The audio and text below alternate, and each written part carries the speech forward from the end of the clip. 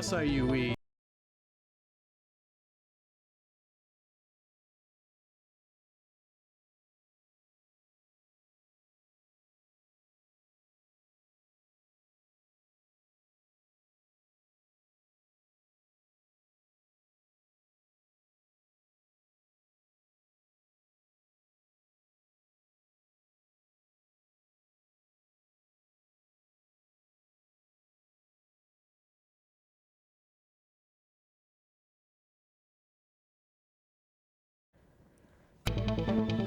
Live from SIUE, this is 204 News Break.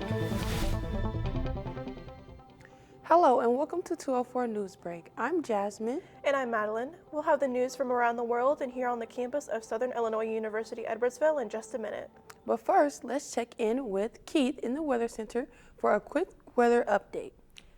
Low pressure is moving into the St. Louis area, and when this combines with moisture from the Gulf of Mexico, that can mean only one thing for us. Rain is on the way. More weather news coming up in a few minutes. Thanks. Our top story, a warning tonight from the State Department from Americans around the world. Officials say U.S. citizens need to be careful as tensions surrounding the war in Iran continue to increase. Officials say Americans could be targeted as the conflict intensifies.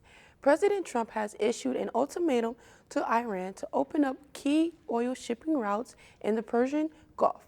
The war is raising concerns about global security, oil prices, and access to energy supplies. Meanwhile, Russia has launched one of its biggest drone attacks, hitting cities across Ukraine. Nearly 1,000 drones were used, targeting civilian areas and vital infrastructure. Ukrainian military officials reported damage to energy facilities and expressed concerns about power shortages. The war in Ukraine is now entering its 5th year with no end in sight. For news closer to home, let's go into the field now for a special 204 News report. Troy residents are growing more concerned each day with the potential for a data center to be built within city limits. Cloverleaf Infrastructure, a development company focused on building AI data centers, is considering Troy, Illinois for its next project. One of the many sites being assessed is farmland by Formosa Road. This site in particular has sparked a lot of opposition from the town. Bethel Church and Bethel Academy are both directly next to this potential lot for the data center. Some residents say they are concerned with the data center's proximity to community spaces. Well, I think that it is not going to be built in a good place. Putting it right by a neighborhood is not a very good idea, especially when it makes so much noise. Others are still waiting for more documentation from Cloverleaf Infrastructure before picking a stance on the issue. I find it interesting all of a sudden now people are really upset about data centers and water usage and not enough jobs, and these things have been around forever and nobody really cared back then. A town meeting was held on February 10th to address any and all questions the residents had about data center development. Hundreds of people attended to express concern, confusion, or praise, according to Sean Logging of First Alert 4. As the conversation between Cloverleaf Infrastructure and the City of Troy continues, its citizens eagerly await a conclusion. As of right now, the Cloverleaf Infrastructure Company has not yet made a formal proposal to the City of Troy. We will continue to provide updates as information becomes available. I'm Kelsey Learhoff reporting for MC204. If you are traveling this weekend, be ready for a long wait at the airport. The Transportation Safety Administration says the wait for airline passengers has reached an all-time high. The partial government shutdown is causing the delays as it drags on, with airport security workers going without a paycheck for weeks now. In the meantime, Congress is on a 2-week recess, which means no end to the shutdown is likely soon. Closer to home, SIUE Chancellor James Minor publicly criticized the school newspaper this week, accusing the Elestal of inaccurate reporting. Minor was not specific, but said in a letter to the university leadership that he is disappointed by what he calls the newspaper's predictably poor, inaccurate, and incomplete reporting. An editorial in the Elestal calls Minor accusations baseless and says the newspaper stands by its reporting. Still ahead, a look at the weather. The long-range forecast may surprise you when 204 News Break continues.